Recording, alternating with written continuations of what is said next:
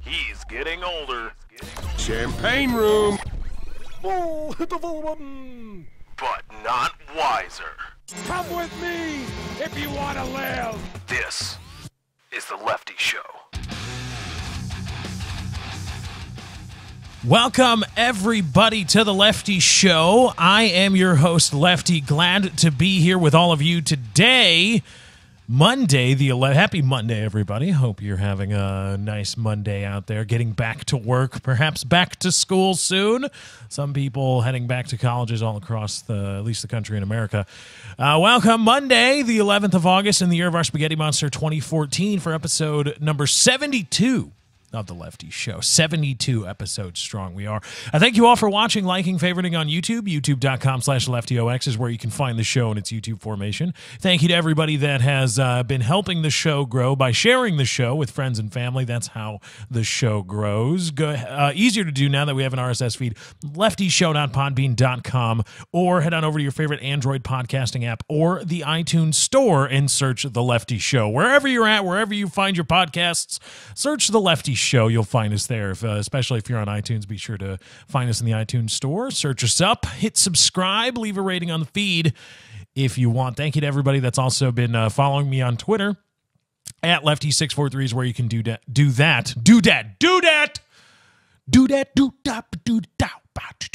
Get my scat on. Not that kind of scat. That's gross. Thank you to everybody that's again following me on Twitter at Lefty643. It's where you can stay up to date on all the latest and greatest Lefty Show news, as well as my musings. And thank you to everybody that's been donating to the show. I'mRaising.com/643 Productions is where you can go to do that. I'mRaising.com/643 Productions. All right. What's been going on today? Today was the big reveal for Call of Duty Advanced Warfare multiplayer. Now, being a gaming YouTuber, or a YouTuber who plays games, tries to play games. Sometimes not always the best. Not always the best. Being a YouTuber that plays a lot of video games, I follow the Call of Duty news. You know, the big franchises in the gaming world. I follow the news somewhat closely, not as much as I used to. And today was the big Call of Duty Advanced Warfare, is the next game coming out in the Call of Duty franchise this November. Today was the big multiplayer reveal, I believe, in Cologne, Germany. It's right next to Perfume, France. God, I love puns. I don't know what it is about me or about my sense of humor, but I have the craziest love of puns that I've ever encountered. You know, any kind of pun will get me. If it's a double entendre, I mean, or if it's a sexual entendre, or if it's got multiple levels that it could work on, if it's corny, or if it's, you know, subversive, if it's just kind of there, if it's subtle puns and in your face puns, all puns, I have tremendous appreciation for a solid pun. And as a brand of comedy, a lot of people shit on puns. And I don't get it, because a pun is a fantastic way to showcase being clever.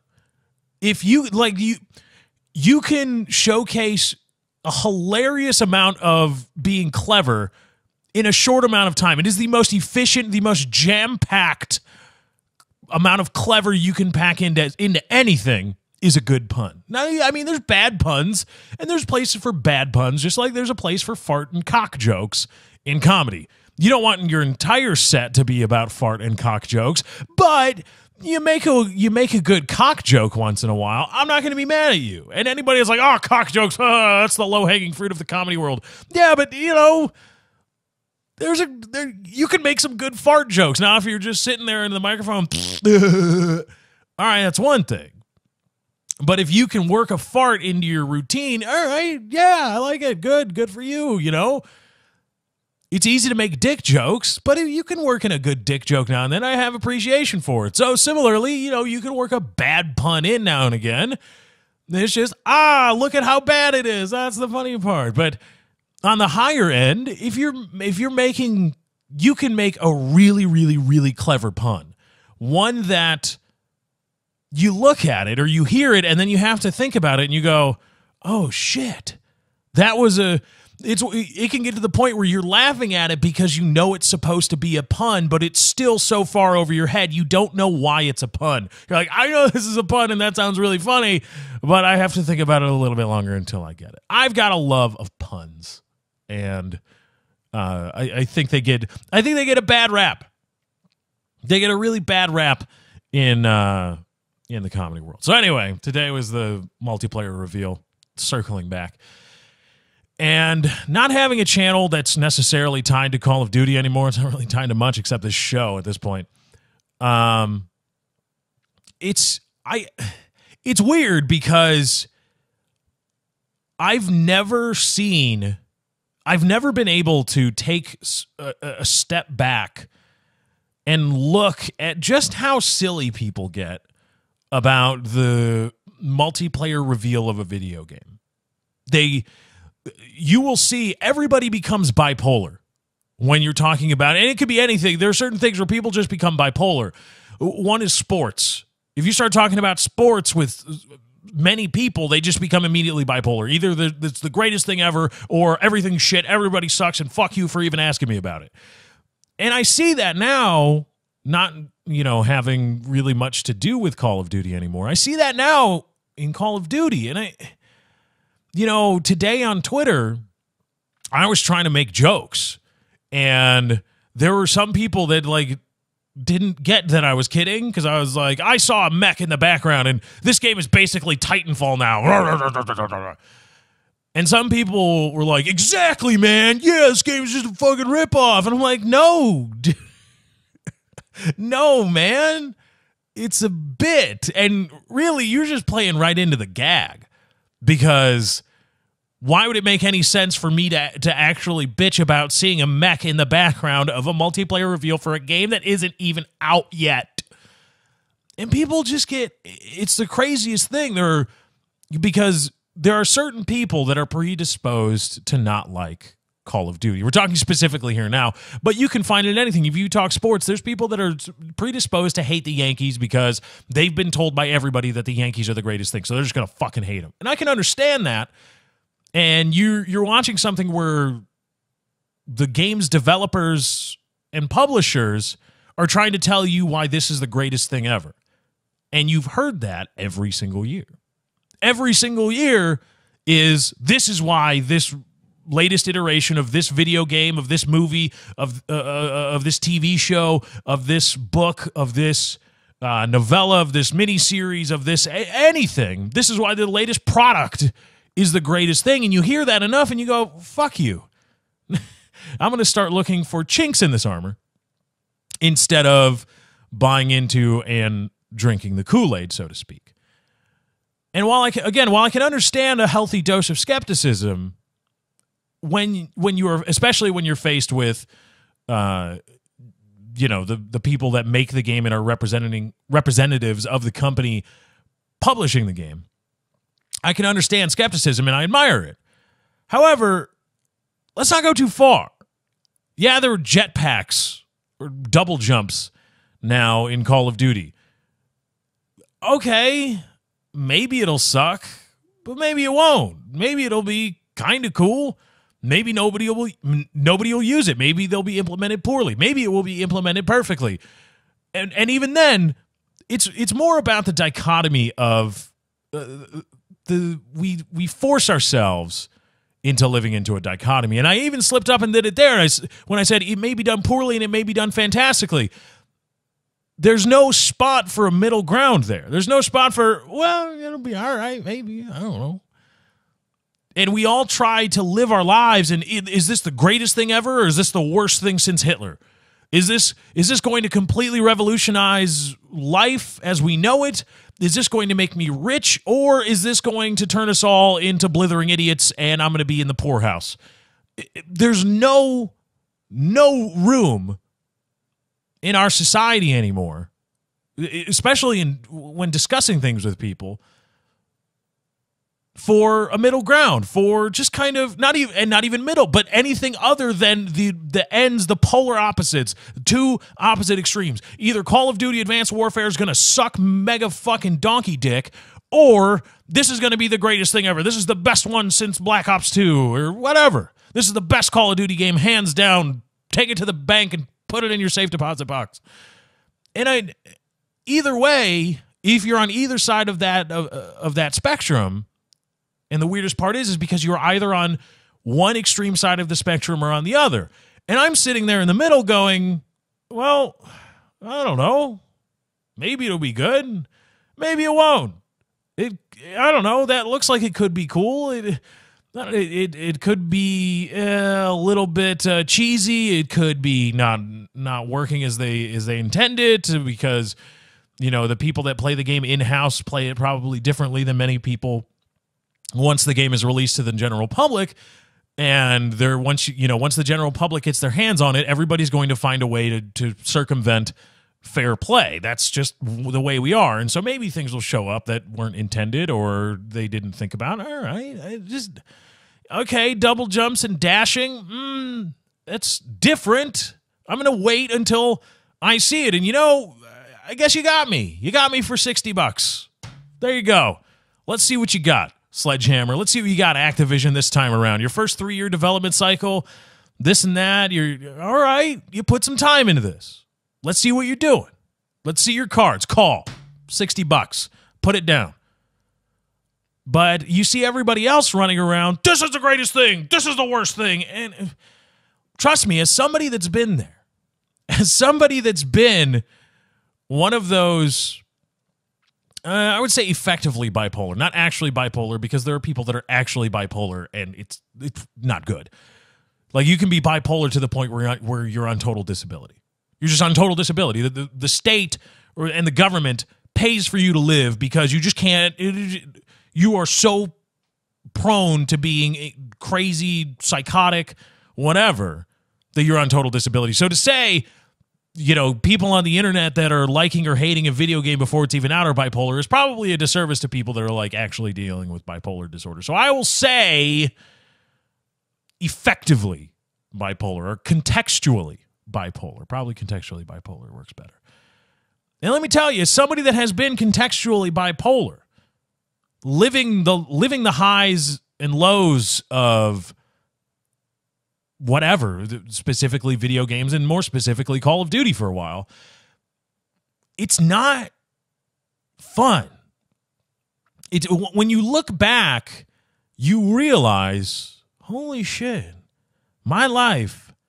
Because the highs are good, and just like bipolar disorder, the highs are the highs, and the highs are great. But the lows, you get down into one of those valleys after a peak, and you're just, oh shit, what did I do? I said what? I was an absolute prick to David Vonderhaar. I was a nothing YouTube channel, still am a nothing YouTube channel, just a bigger number next to the signifying the nothingness. But I was, in the time of Black Ops 1, which was what, 2011 going on 2012, I was an absolute dick to David Vonderhaar because I had a growing business tied to his product, and I believed and I felt as though that gave me some standing to be an asshole. And to, when things were great, but when things were wrong, fuck you, David Vonderhaar, oh my God, I fucking hate you. And I had a revelation when I thought about it. I actually took some time to think about it from David Vonderhaar's perspective. And it honestly took me saying I don't want to be a Call of Duty YouTube channel anymore. I'll still upload Call of Duty maybe once in a while, but it's not going to be like, hey guys, newest DLC out now, check out this, check out that. I don't want to do that anymore. And finally, once I had freed myself from those bonds, I was able to actually look at myself through the eyes of not even necessarily David Vonderhaar, but anybody else. And I'm like, what in the fuck was I doing? And you can do that a lot in life. That'll happen, and it'll probably happen to you where you're really into something. And yeah. But then, it could be a couple months, could be a year, could be change in venue. It could be, you could be really into drinking. You could be really into gambling. You could really be into your job. You could really be into this or that. Anything, runs the spectrum of human experience. You could be really into it. And then you move, get a different job maybe, or you get a promotion or a demotion, or you get a new girlfriend or a new boyfriend, or, you sober up, or you learn to moderate yourself. And then you look back and you go, holy fucking shit, was I an asshole? Holy shit. I said and did things. I tied my existence to this, and I lived my life, and I felt worse because I hadn't had a drink in 3 days, or I hadn't gambled enough. I hadn't hit this, stopped at the casino after work, and or the cards dealt from the shoe didn't turn up my way. The effective random chance of this blackjack hand or the spin of the roulette wheel didn't come up aces for me. And so now I'm going to go crawl into a hole and wish death upon myself. Holy shit. What was I thinking? What was I doing? How could I in any way live my life? How could my life be so volatile? My outlook, my feelings, my words, my output towards other humans, how could it be so volatile? And how could I allow it to be tied to something so trivial? So I looked at Twitter today, and people upset, people angry, people singing to high praises, and what are we doing? Just hold on a second. It's a very simple question. Is what you saw today in the Call of Duty Advanced Warfare release or multiplayer reveal, is that enough for you to throw in $60 into the table and say call? Imagine it's a big game of poker. And Sledgehammer Games via Activision has their hand. And they've bet Call of Duty Advanced Warfare. Here you go. Here's what it is. I'll bet you $60, I'm going to raise you 60. Or I guess I'll bet in this instance because there probably wasn't a bet on a standing bet. So we're going to bet Call of Duty Advanced Warfare. And the only, you can call. And that's what we're going to do. Now you can go all in and buy the Legendary Edition or the whatever the biggest one is. But the least you can do is you can fold or call. And we'll show you our cards, and the cards are the game. Now, is what you saw today enough for you to say, all right, call? Or are you going to say, no, you're going to push, are you going to throw your cards down and wait for the next hand to come about, whatever it is, right? More advertisements or other gameplay features revealed or anything like that. Or even if you're going to say, I hate Call of Duty and I think it sucks and I never want to play it again, well, then the decision's easy. To just, perch yourself on Twitter, fuck this, fuck that, fuck everything. Trust me, I was there. I've been a miserable prick. Again, some people say I still am. But I've been a miserable prick about video games. And it's really not fun. Let me tell you, let me try to circumvent the cyclic nature of this, because you will eventually move on and look back when you're in your 20s or 30s and go, what the fuck was I doing? What in the actual fucking shit was I? Call of what? I was mad at people and cursing at other people about what? A video game? What the? Get the fuck out of here. I gotta go to work. What is this? This is crazy talk. I can't believe I did that. I've been drunk. Let me tell you right now, it's not fun. You're going to look back and go, oh, shit, I was that much of an asshole. I was a prick. Or even, I was not in control of my faculties enough. Like, I allowed a video game to control my emotional state to the negative. I was being a jerk off to people or screaming, or my day was put off. I was put off by the appearance of a feature in a video game. Brain melting silliness and stupidity from some people. And it's again, it's not against you. It's not like, oh, if you care about Call of Duty, you're a stupid asshole. But just And I don't want to go so far as to say there are more important things, because I think that's a cop-out too. If people say there are more important things to worry about, why do you care about Call of Duty? Well, hold on a second now. Wait a minute. Because in the same token, at the same breath, and I use this justification too, there are businesses, if you want to call them cottage industry, sure, based around this thing. So, of course, it's like saying don't care about your business because people are dying in Africa. Liberal jizz on your face. But keep in mind that you are probably going to tend towards dichotomy or didactic. I don't think that's the right word. You're going to tend towards polar statements, whether it's really good or really bad. And it's important, I think, to catch yourself doing that. If you can catch yourself early enough, you say, oh, well, all right, maybe I shouldn't say this is the greatest game ever. Or maybe I shouldn't say this is a gigantic piece of shit, a turd waiting to be laid by Activision. Maybe I should just, I don't know, did I like what I see? Kinda, yeah. Is it worth $60 to find out if I like it? Well, I don't know. $60 is a lot of money for me. Well, then you wait. $60 isn't anything to me. All right, then, call. And speaking of face-melting stupidity, I was cruising Reddit this morning, and I saw a piece from John Oliver. Now, I've talked about this show a lot about accountability, especially when it comes to and about the criminal Wall Street bankers, bankrupting our economy and gutting our society, especially the middle class, and not being held accountable for those actions. And on the flip side of that coin, defending banks in certain areas from the notion of predatory lending. I say, how in the hell can predatory lending be bad?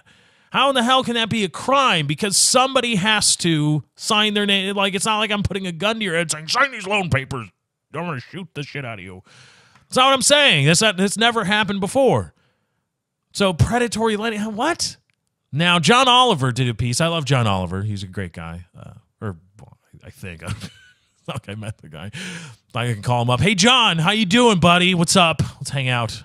Do whatever it is you want to do. But he's a really funny guy. Climbing the ranks from the Daily Show. Now got his own show on HBO, and as catching the little snippets on YouTube, or his I believe they're his closing monologues are really usually spot on. But John Oliver did a piece in Last Week Today, I believe is the name of his show, about predatory lending or payday loans. Payday loans, for those of you that don't know, you see those commercials once in a while of, you need cash now? Need cash now. Well, with no credit check, no down payment, no collateral, you come in and you just provide a payment stub, and we will lend you up to $1,000, and we'll just, you can pay it off the next week you get paid, or the next time you get paid, or within a month. Short loans, short-term, high-interest, low principal loans, usually less than a G note. And you see those commercials a lot, and sometimes you don't even know what they are. That's what a payday loan is. You drive by a storefront, you see payday loans. You go, what the fuck is that? That's what they do. You go in and you provide a pay stub, and they say, well, as long as you're employed, all right, here you go. Here's $1,000. And we'll loan you that money. It'll be 20% on $100, or you need $100. We'll loan you 20% for 2 weeks, and we'll charge you $10. You gotta pay us $10 now, or it's going to be added on when you have to pay it off, and then 20% for a period of what? A week, 2 weeks, a month even. Well, John Oliver did a piece talking about how unregulated and how awful this is, because the percentage rates or the interest rates charged on these loans are ludicrous. They're ludicrous percentage rates on these loans, talking 300, 400, even 1,000% on a short-term loan. And he went on and made an eloquent point about how ludicrous it would be for somebody to pay 1,000% on a $500 loan over the course of a year. You can find another way to get $500 that doesn't involve paying, $1,000 in a year's time. If you annualize out the percentage rate, that's what you're going to pay. And holy shit, it's bad, it's bad, it's bad. And you get into a cycle of paying debt because the percentage rates are so high and da-da-da-da-da. And basically saying, look at payday loans are predatory lending, and that's how awful predatory lending is, and da-da-da-da-da-da. And I just... not once did Oliver mention that it's not like the payday loan guy shows up and sneaks money into your wallet and then, haha, I got you, fucker, you got to pay me now. Not once did he even intimate that perhaps the people taking out the loan should be a little bit more responsible in researching the interest rates and the fees that go along with it and planning out their financial future. And, if you need a quick $1,000, can you really afford to pay it off next week? And there are guys, if you make $5,000 a week, right? You make $5,000 a week, big money, but you need $1,000. You need an extra G note in a week. You just got caught leaning the wrong way on something. You can pay off $1,000 in a week. It's just like pawning. People, guys that really rich people, you show up in Vegas without your wallet. You go, oh shit, well, I'm wearing this $10,000 Rolex or, Patek Philippe. So I'm going to go to the pawn shop, pawn it off, and then I'll have money to just go gamble, and then I'll just show back up and with my, American Express black card, or somebody will wire me money from one of my many, many large accounts, and I'll pay it off when I'm done and get my Rolex back or my watch back, and we'll go back and do whatever it is. And there are people that can do that. They can, you can pay a payday loan off and you'll be fine. But if you don't do the research and you don't understand how much you're actually going to be paying when the loan comes due, well, that should be on you, shouldn't it? I mean, again, I understand people are in need and and all the things that go along with that. However, again, it's not like the payday loans are showing up. It's not like the payday loan fairy shows up in the middle of the night, sneaks money into your wallet, and then the next morning you get a letter saying, now you got to pay me these ridiculous interest rates. You have to go to the payday loan store, and you have to say, I want this amount of money. And they say, okay, are you sure we'll give you the money? Yes. And you sign the papers, and you take the money. You're fucking accountable. I mean, sure, you shouldn't do it if you can't pay it. The end goal of John Oliver's piece was you probably can't pay it off. If you are the kind of person that needs quick cash to that degree, you probably can't pay it off. Go find another way to get money, which is a good idea because you will get into a cycle of debt if you can't pay it off, and then you're fucked. Okay, but that's not the fucking loaner's fault. That's not the lender's fault. It's your fault because what is the lender supposed to do? Just forgive the terms? Oh, yeah, forget it. Fuck it. Our bad. Well, I mean, you said you could pay it back, but okay, I guess you lied about that or you're too stupid to know you couldn't. All right, we'll just let bygones be bygones. Whatever you can pay, here we go. Those are the fucking terms. You read them and agreed to them. You had to, and not only did you, this isn't, because I know people are going to say this about my terms of service, it was very easy to refuse the terms of this loan. You could just walk out the door. Just walk out the door. Do you need that G note? $500? Do you need the $100 because you gotta buy drugs or whatever? You just go chill out. No, go walk away. Walk away. When I buy a game on Steam and only after I pay for the game am I prompted with the terms of service license agreement, I've already paid for the game, but if I hit no, I can't actually get something that I paid for and they won't give me a fucking refund. So there is a bit of a difference between a contract of adhesion, which would be like a terms of service, take it or leave it. If you don't sign this, there's no negotiating. If you don't sign this, well, then you don't get your phone, you don't get your membership, you don't get the this or that or the other thing, or you don't get your video game, you don't get your console, you don't get your PC, anything like that. And you walking into a store saying, give me money, and the lender saying, okay, are you sure? Here are the terms. And you go, yeah, you sign them. You're responsible. You are responsible for your actions. And furthermore, here's the silliness behind, because I watching this whole thing, and hearing the ridiculous percentage numbers. APRs of 500% on a $100 loan. Look at this. Look at how evil these people are. Charging these people 500% interest, 1,000% interest, 3,000% interest even. Pick the most crazy number. And that's easy. You pick the crazy number and you go, look at how ludicrous this is. But here's why it's ludicrous, okay? These are short-term loans. Less than 120 days usually. More often than not, payday loans are just what they talk about. Every time you get paid. A lot of people are on a weekly or biweekly paycheck schedule. So we're talking about 7 or 14-day loans. The terms, you have 7 days to get the money together to pay back the fee associated with the loan and the original principal. And if not, well, then we start charging you interest. And the interest is 25%. You get another week or you get another 2 weeks. And it compounds and it compounds and it compounds. But when you hear an APR, when you hear annual percentage rate for a short-term loan, they are annualizing a 7-day loan. They are annualizing, and analyzing perhaps, the terms of a 7-day loan. So, yes, if there are 51 other times that you can't pay back the $100 that you agreed upon with your payday loan, 51 other times in a year, yes, you will effectively pay out 651% or 3,000%, depending on how you calculate APR, because there are a few different ways. And, how it's done in the UK is different from how it's done in the United States, of the Truth in Lending Act and all, because you got to incorporate fees, all that. So, yes, theoretically, the APRs you hear, the interest rates you hear on payday loans are annualized. So yes, if you don't, and much worse than that, they're theoretical.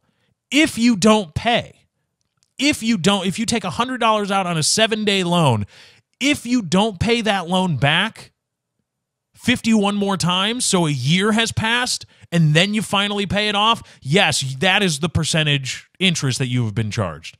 You will be charged 3,000% interest on your original $100 loan.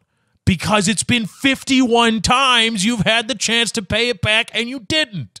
That's like saying, well, you got a 10-year mortgage on your house.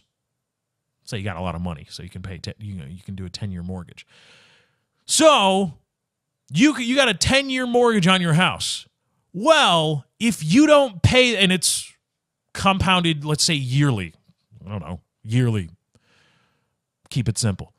Well, in 51 more years, if you go 10 plus 51, holy shit, you're paying 500% interest on that home loan. Look at how fucking ridiculous it is. What people are doing when they try to paint predatory lending or make a predatory lending case and shit on payday loans, they are taking something that's intended to be paid off in a week to 2 weeks, a month, and expanding it out and saying, well, if you don't pay in this amount of time, in this much longer amount of time, if you take 500% longer to pay back this loan than you originally said, yes, you're going to be paying a ridiculous interest rate. They use bullshit numbers. They use ridiculous theoretical possibilities of, well, if you don't pay it in 51 more periods, compounding periods, well, look at this ridiculous rate. And then you go, holy shit, that's ridiculous. And everybody goes, look at how awful predatory lending payday loans are. Oh, my God. Well, hold on. Just wait. Wait a second. If you need $100 right now, need it for whatever reason, I'm not even going to venture a reason. You just need it. And you come to me, and I've got a bunch of money. And you say, I need $100 right now. I'm like, okay, well, here, it's not free. I'm going to need $20 back in a week. 2 weeks. How long do you want to pay it back? A month? All right, fine. In a month, I'm going to want $120 from you because I got to make money. I'm in the business of giving you money. I'm in the business of providing you money when you need it. All right. In a month, you'll have probably enough paycheck extra expendable income accrued that you can pay me $120 back in a month, right? And if not, all right, well, the interest rate, I got to protect myself 15 to 20%. I'm going to charge you 20% interest. That's better than you'll get on most credit cards, especially if you have the kind of credit where you're coming to me to get money. You're probably getting a really good interest rate. So if you can't pay me back $120, given the $100 I give you today, I'm going to start charging you interest. Isn't that fair? Is that not reasonable? Now, again, yes, if you and we agree to these terms, and if you don't pay, if you wait 12 more or 11 more compounding periods, if in a year you're finally paying it off, yes, you will have paid 3,000% on the original amount you borrowed. But that's not my fault. I'm ready to take your money and pay off and write off the debt, whatever. Whenever you pay me and you settle the debt, I'm ready to settle it whenever. It's on you if you don't pay me back. So, okay, yes, annualized out on a 30-day loan, sure. It's a ridiculous percentage. It should incentivize you to pay it back, shouldn't it? And if you can't pay it back, even if you give the percentage of, well, you're going to pay 3,000% on this principal if you don't pay it back within a year, shouldn't you go, what if I can't afford to pay it back? That's a pretty big gamble to take. And if I lose that gamble, I'm going to be in some shit. Why is that the lender's fault?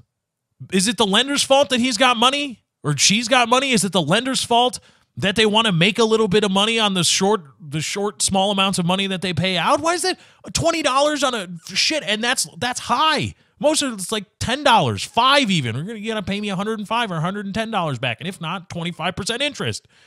Because fucking A. You had 7 days. It's now been a month. Let's go. And to put that on the lender, it's just, look, people gamble. And if you lose that gamble, you lose it. I say this a lot. Playing Russian roulette, you have a good chance of surviving Russian roulette. You have a good chance. 5 out of 6. 5 out of 6 times. Well, maybe 4 out of 5 if you're playing with one of those crazy Russian pistols. 5 out of 6 times, though, you're going to survive Russian roulette. Those are decent odds. Pretty good. But that one time you lose Russian roulette, losing Russian roulette is a whole lot more than, shit, oh, man, I busted out, game over.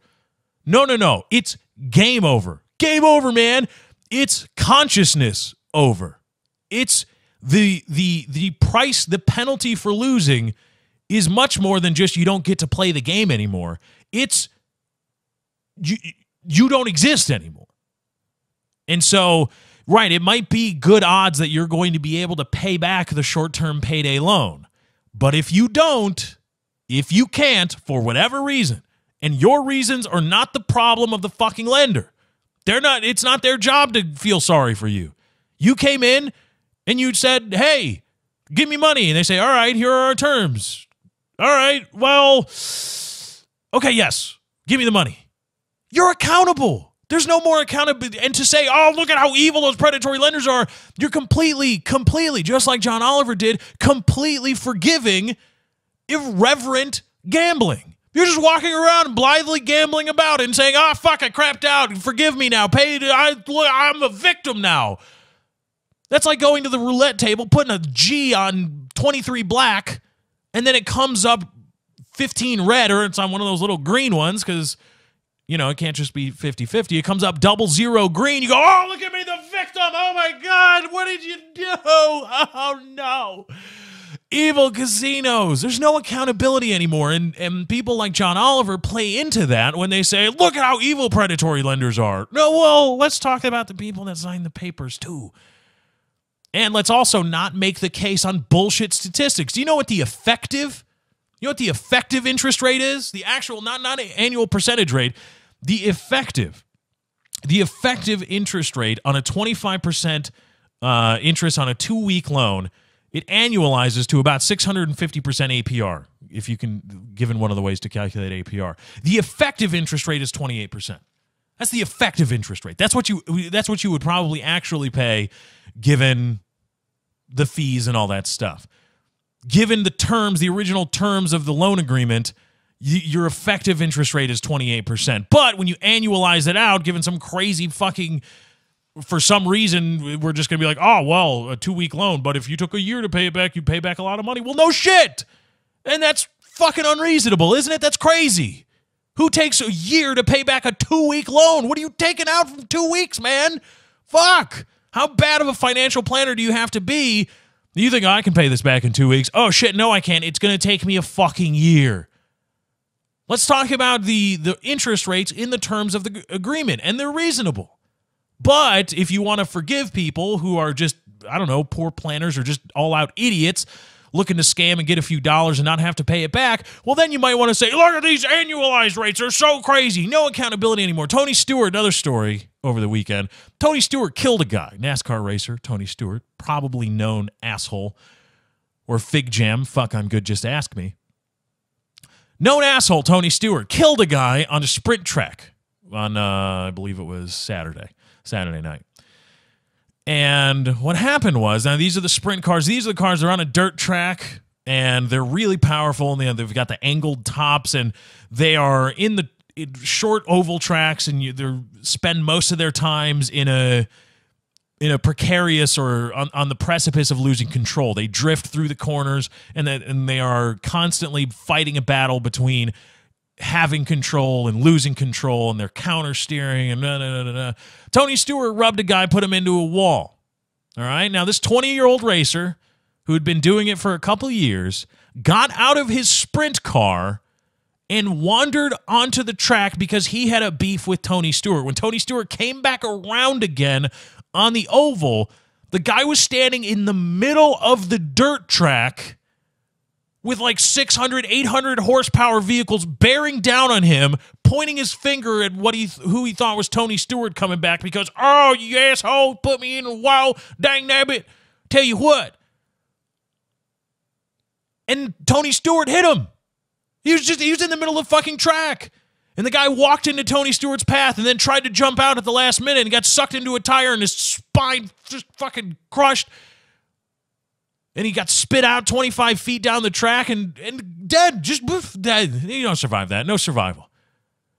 And people are, look at Tony Stewart. What an asshole. He killed this guy. Murderer. Da-da-da-da-da. And once I watched the video, I was originally like, good for you. Tony Stewart, douchebag, enjoy prison. The way eyewitness reports had it was Tony Stewart gunned the engine and ran down this poor young fellow. Well, no, it turns out in the video, the guy was in the corner, safely strapped into his vehicle, unstrapped himself, got out, and wandered into the middle of a fucking track when a race was going on. And nobody's like, maybe he's an idiot? Just, I don't know. Sad that he's dead. It's, I mean, he shouldn't be dead, but he shouldn't be dead because he should have stayed in his fucking car. Not because Tony Stewart, evil Tony Stewart, out for blood, tried to run him down and murder him. The guy was an idiot. He has tied his existence to sprint cup racing, and Tony Stewart being, because that's what they do, and Tony Stewart has done that during NASCAR races, put people in a wall, rub up against them because, well, he's a fig jam. That's what you got to do if you want to be the best. You got to rub. Rubbing is racing. You got to get in there and you got to contact, and if you got to put somebody into a wall, or if you got to pit them a little bit, well, then you fucking pit them, by God, because you got to get to that checkered flag first. That's what you got to do. The sponsors are counting on you. The fans are counting on you. The race team is counting on you. You got to fucking do it. So Tony Stewart put him into a wall. Not killing him, just there you go. Guy wasn't hurt, but the guy has tied his existence to sprint cup racing, and he allowed his emotions to overcome his faculties to the point where he unstrapped himself from his harness, got out, and wandered into the middle of a track during a fucking race. And he got killed. Okay, well, I'm sorry he's dead. He shouldn't be dead. But one of the big reasons why he shouldn't be dead is because it was assumed that he wasn't going to be a fucking idiot. He was a fucking idiot, and now he's dead. I'm still sad that he's dead, but he played a role. He played a role in that, didn't he? Did he not play a role in his own death? But everybody's talking about Tony Stewart. Tony Stewart this, Tony Stewart that. Tony Stewart's an asshole. Oh my God, Tony Stewart, you killed people, killing people. You're a killer, you're a murderer. Well, wait a minute. What about the guy who went into the middle of the track? What about him? All right, let's do some news.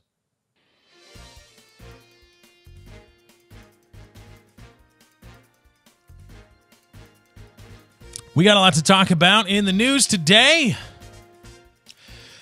Chat room rape fantasies. Woman jailed for 6 years from the BBC. A teen previously convicted in the Steubenville rape case back on the football roster. Riots in a suburb of St. Louis. California debates yes means yes sex assault law.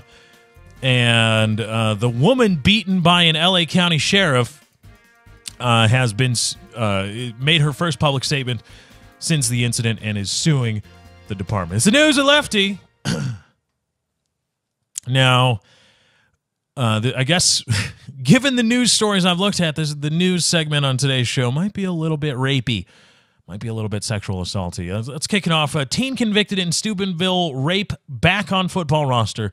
Malik Richmond, one of two teens convicted in the rape of a 16-year-old girl in Steubenville, was back on the roster at Steubenville Big Red as of Monday morning. Richmond was found delinquent of raping a 16-year-old girl in March of 2013 and must register as a Tier 2 sex offender every 180 days for 20 years.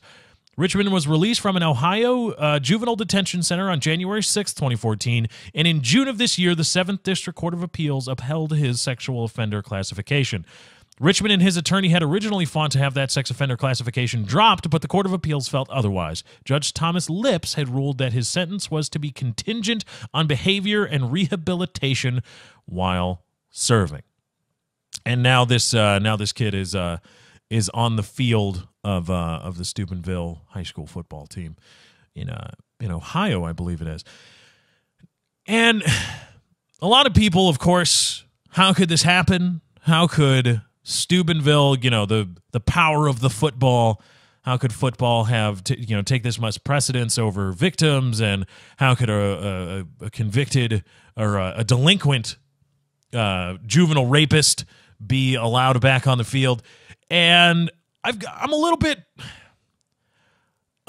torn on this, because I think it's one of those issues where both sides are fucking up. I mean, both sides are fucking up just a little, and when you look at the magnitude of those combined fuck-ups, it looks like somebody's fucking up real bad. Because it's easy to say, there's a rapist back on the football field. Oh, okay, shit. But then you say, well, he did his time, and he was found delinquent as a juvenile, and then did his time, and now has to register as a sex offender for the rest of his life. Or until he's, if he's 16 years old, until he's 36 or 38 or something like that. He served his time, and he's rehabilitated. Theoretically, that's what it's supposed. Isn't that what it's supposed to be? Isn't that what the criminal justice system is? Isn't that why we punish people? You're rehabilitated by the federal government when you're in a federal pen, or you're rehabilitated by the state when you're in a state penitentiary or a juvenile detention center. You're rehabilitated. That's why you're out, theoretically. I thought that's how it was supposed to go. But apparently not, because apparently this isn't a guy who bonded out. It's not like he's awaiting rape charges in the Steubenville rape. No, he was tried, found delinquent, because again, he was charged as a juvenile, found delinquent, and then served his time, and now he's out. Oh, it seems as though, what do you want, a pound of flesh from the guy too? What do the internet, everybody on the internet who went crazy about this original case, and rightfully so, because you have a town taking high school football way too fucking seriously and covering up the rape of a minor because, oh my God, the football. Sure. Yeah, you're upset. Okay, well, now you got the guys, and now they were tried, and now they're convicted, and this guy did his time, and now he's out. What more do you want? I mean, really, to all the people that are upset, oh, how could he be back on the football field? What more do you want? He was tried, convicted, served his time, and now has an overreaching punishment that will be with him for 20 years. 20 years of his life, he's got to be a sex offender. Do you want a pound of flesh too? Would that make you happier? What would, if you're upset by this, I just want to know, what would make you happy? Originally it was Steubenville wasn't even investigating because, oh my God, they were good at football. Okay, well, now you broke down that barrier. They investigated. Then it was, the police and the prosecutors are dragging their feet because of the football. And you broke down that barrier too. They prosecuted, and they were found guilty. And now they served their time, or this guy served his time, and he's out. Supposedly rehabilitated by the system we all kind of agree upon here in our society. What else would make you happy? What else would you have to do to this guy to make you happy? What? He can't play football for the rest of his life? Okay. What would that accomplish? What other further punishment of Malik Richmond would make whole his victim? What else would happen? What else should happen? Should he be dead? Executed? Summarily? Is that in? Should he be forced to pay restitution to her? Should he be... If he was banned from football, how would that make the victim whole? If he was, chemically sterilized? If he was... Or chemically castrated? Okay. What else do you want? This isn't Steubenville necessarily. The guy bonded out after a serious rape allegation, and now he's back on the field playing. No, he was tried, convicted, or found delinquent, and served his time, and now he's out. And what? What else? But similarly, on the other side, what the fuck are you doing, Steubenville? What the fuck are you doing? Hold on a second. I'll defend your right, or I will defend this kid's supposed right after being found guilty of a crime and serving his time, and now he's out and technically a free person to do what he pleases, provided he follows, all these sex offender registration stuff. I'll defend that, but what the fuck are you doing, Steubenville? The entire reason the weight of the internet and mass media came down upon you was because you cared too much about fucking high school football. Now you've got this guy whom you previously tried to protect from rape allegations, who then was found delinquent of rape and did his time, and now he's out. And why is he back on the fucking football field? What the fuck are you doing? Stop it. Don't you learn from previous experience? Don't you learn from, everybody was really pissed off that this guy's football career superseded, or our football team superseded the prosecution of this guy for raping this poor 16-year-old girl. And we really, really, really were just burned in social media and even popular media for harboring this person and even protecting them and taking high school football this seriously. Maybe we shouldn't do that again. Maybe it's a good idea that we should just kind of part ways with this guy. I mean, we tried our best to protect you from the rape charges because we were football dullards before. We were just, the football. We were the equivalent of Penn State. We were like Penn State Light. Happy Valley Light was Steubenville. All right, well, that didn't work.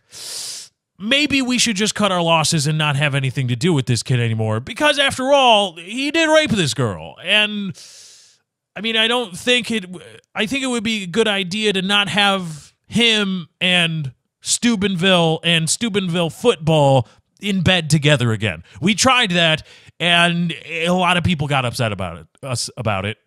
Rightfully so. Maybe we shouldn't do it anymore. What the fuck are you doing?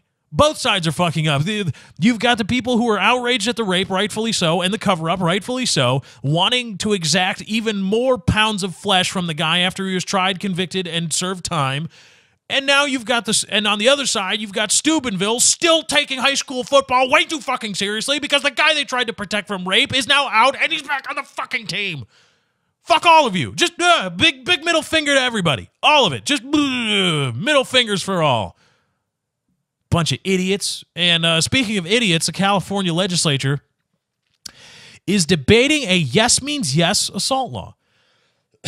Now, as universities around the country, or college students, have heard a similar refrain for years in campaigns to stop sexual assault. No means no. And that's right. You say no, it means no, unless it's a no, stop. Because that happens too. Because no doesn't always mean fucking no. And it's fucking confusing. Now, as universities around the country are facing pressure over the handling of rape allegations, adopt policies to define consensual sex, California is poised to take it a step further. Lawmakers are considering what would be the first in the nation measure requiring all colleges that receive public funds to set a standard for when yes means yes. Defining consensual sex is a growing trend by universities in an effort to do more to protect victims. From the University of California system to Yale, schools have been adopting standards to distinguish when consent was given for a sexual activity and when it was not.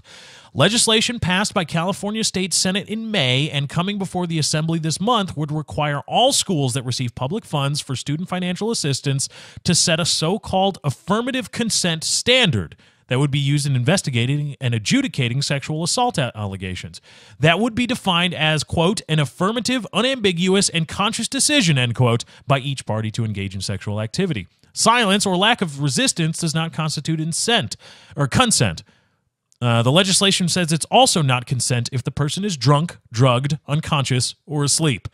Well, those last three are obvious, but drunk, So now, keep in mind, this is only in the case of student disciplinary action. However, it's not a stretch to believe that once student discipline is handed out, rape cases would immediately be handed over to the police or to law enforcement officials.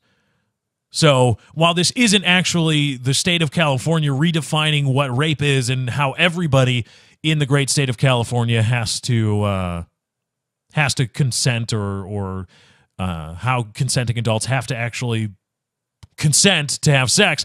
It's about how state-sponsored or state-funded schools have to adjudicate, given their own student disciplinary policy, these rape allegations or how you have to define consent. But of course, if UCLA hands over a case where it said this guy, by our policy, raped this girl or engaged in non-consensual sex with this girl, you think that might invoke a few more sexual assault arrests? You think it might? Just a few, maybe? Huh? Maybe? Just a few? Yeah, I think so too. Lawmakers say consent can be nonverbal, and universities with similar policies have outlined examples as maybe a nod of the head or moving in closer to the person. Several state legislatures, including Maryland, Texas, and Connecticut, introduced bills in the past year to push colleges to do more after a White House task force reported that 1 in 5 female college students is a victim of sexual assault. The U.S. Education Department also took the unprecedented step of releasing the names of schools facing federal investigation for the way they handle sexual abuse allegations. So here's the thing. Now, I may be protecting or promoting rape culture, but if that's what it means to be skeptical about saying that drunk people can't consent to sex anymore and that constitutes sexual abuse, and also the White House, and if you're going to base these things, if you're going to interrupt and otherwise interact with and possibly in a negative way interact with people's lives, and if you're going to base that on the White House task force saying 1 in 5 female college students are the victims of sexual abuse, then I guess I'm promoting fucking rape culture, okay? Because here's why. 1 in 5 is bullshit and has been outed as a bullshit number because this is from a piece in the U.S. News when talking about the 1 in 5 statistic. But is it accurate? Statistics surrounding sexual assault are notoriously unreliable and inconsistent, primarily because of vague and expansive definitions of what qualifies as sexual assault.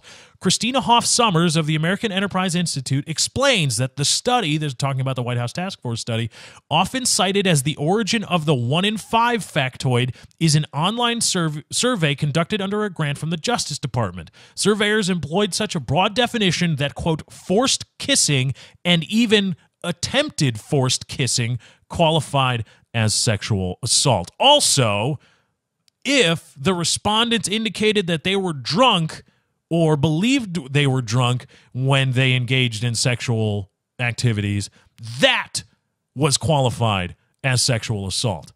Because, as was written earlier in the article, the state legislator or the state law in California is taken directly, part and parcel, from the White House Task Force's recommendations, in which they include, or in which they say that you cannot, it is sexual assault effectively if you're drunk because you can't consent.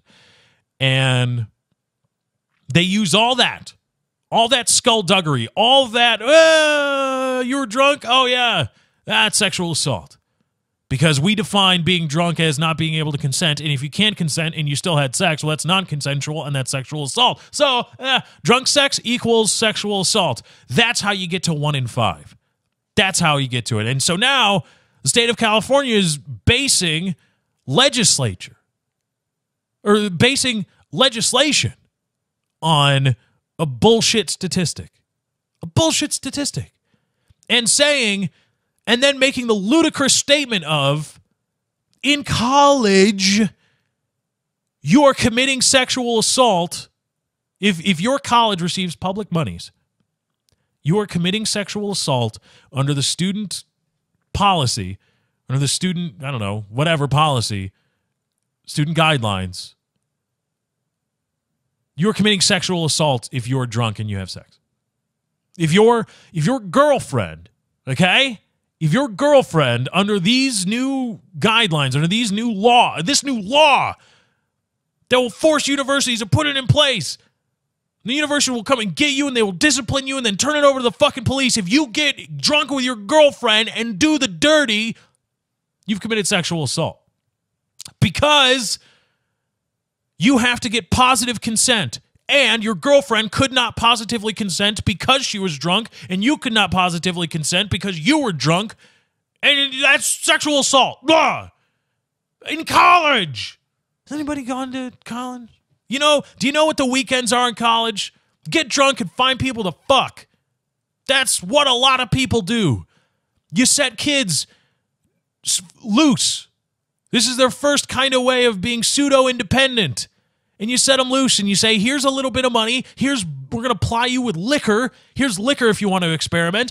And if you want to pick up girls or you want to pick up dudes, that's fine too because you're fucking adults. Here you go.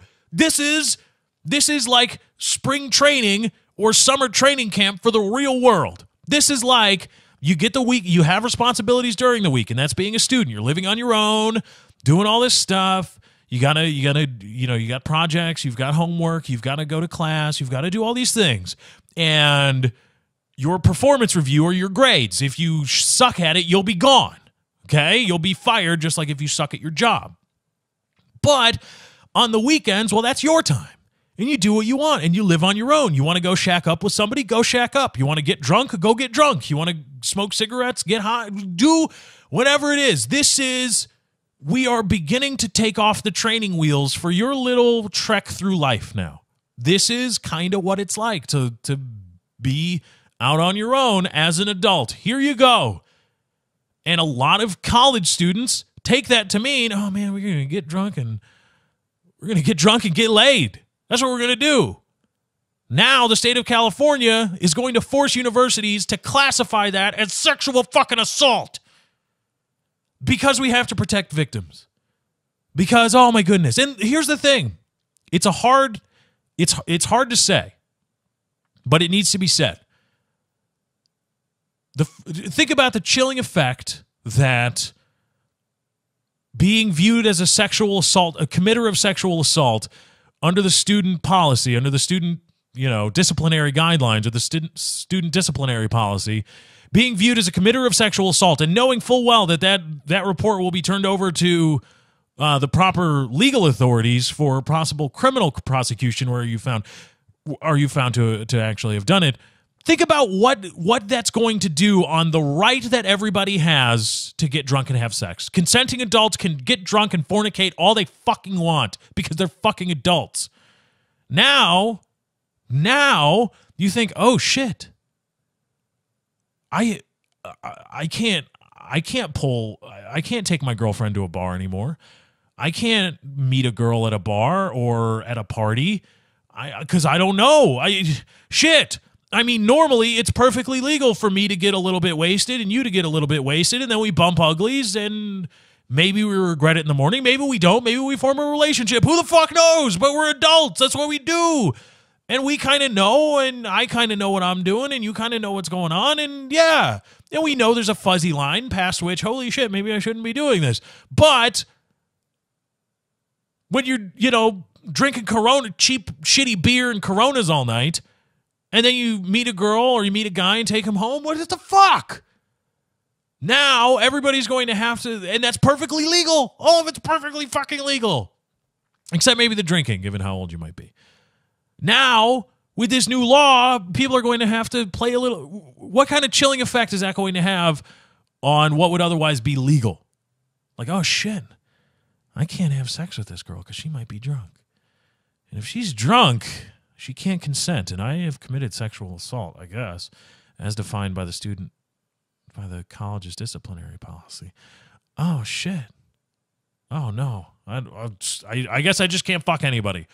If it's happening on the weekends at night, I can't pick anybody up because I don't know. Because I don't want to be committing sexual assault. I mean, yeah, otherwise it would be legal, and it's reasonable to think that people can kind of understand what they're doing even after they've had a few drinks. And of course, there's the line past which it's not reasonable. But here comes the state of fucking California saying, oh no, reasonable starts at drunk.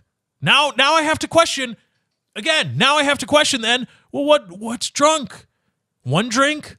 2? Are we going by the driving standard, which is 0.08? That's not drunk. That's just the legal standard by which they assume that you're drunk. They assume that you can't properly pilot your vehicle. That's not necessarily drunk. Drunk is just an amorphous, ambiguous term. What does that mean? Oh, shit. I don't even know. Have you had a drink tonight? No? Or yes? Peace out. I can't talk to you. I don't even know. Attempted forced kissing now is assault. Oh, shit. What the fuck? All because we have to protect the idea of victims. Here's the thing that not a lot of people want to hear. Given the freedoms that we all have, given the individual liberties that we have and the freedom from, the government or the police being all up our ass, given all that, our entire system, when you look at it, and the idea and the spirit of rule of law and knowing how your government's going to react and having criminal investigations and everything so heavily slanted in favor of he or she probably didn't do it, and the state or the government has to prove really, really, really hard that they did. They have to push really hard and prove beyond a reasonable doubt that this person committed this crime. That whole thing means that there are some women who are going to be raped. And it's sad. It's sad, but it's going to happen. If we want to live in this society where we continue to all have liberties and enjoy them and be free from bullshit like having to sign a fucking consent form before we start bumping uglies, if we want to be free from all that kind of bullshit, we're going to have to open ourselves up to women being raped sometimes. And it's sad and it's awful and it shouldn't happen because men should, or women, if you want to rape, women can commit rape too. Humans should have enough fucking self-control to not rape each other. That's what we should, and it's sad that it happens in any respect, yes. However, if we want all this, now, if you don't want all that, if you want to completely revamp and say, no, fuck it, to protect rape, we're just going to start arresting everybody, and fuck it, we'll figure it all out afterwards. Okay, well, I don't want to live in that society, and that's not the society I signed up for. People can, it's the idea of victim protecting or preventing this, preventing that. Think of the rape victims. Think of the children. Think of this. Wait a minute. It's all used to justify crazy, nonsensical shit. Like, well, you have to have positive consent. And if you don't, she can say you raped her. And then you'd be fucked. Probably kicked out of the university, investigated by the police, maybe even arrested for sexual assault on suspicion of committing sexual assault. And then good luck with the rest of your life. Because we have to make ourselves feel better about preventing rape. Otherwise, because we don't want to appear pro-rape culture. So we're going to fuck with your rights, and we're going to fuck with what you're able to do so that we can not look like we're, oh my God, pro-rape culture, we got to protect protect against potential rape that hasn't even occurred yet. We don't even know. How about we get to a point where we actually, I don't know, prosecute people that actually commit the crimes? Let's get to that first before we start. Well, you need to get positive consent before you start doing the dirty with this man or woman. And if you don't, you better hope that they don't regret it in the morning. All right, let's bring it home. Another great edition of The Lefty Show. I thank you all for joining me. I had a great time putting on the show for you today. I hope you had a great time listening. Thank you to everybody for watching on YouTube. YouTube.com/LeftyOX is where you can go to find the show in its YouTube formation, as well as gaming videos, vlogs, all that kind of stuff. YouTube.com/LeftyOX. Thank you to everybody for following me on Twitter @Lefty643. Twitter.com/Lefty643 is where you go to follow me. Stay up to date on all the latest and greatest Lefty Show news. Thank you to everybody for sharing the show, helping the show grow. That's how we grow. Sharing the show with friends, family, and coworkers. Head on over to your favorite Android podcasting app of choice or the iTunes store. Search The Lefty Show wherever you get your podcasts. Be sure to find us and subscribe to us there. Thank you to everybody for donating to the show. I'mRaising.com/643 Productions is where you can do that. Anyway, guys, that's my time. I got to get out of here. Thank you for joining. I hope you enjoyed. Enjoy your week. Happy Monday. I'll catch you next time. I'm out. Bye.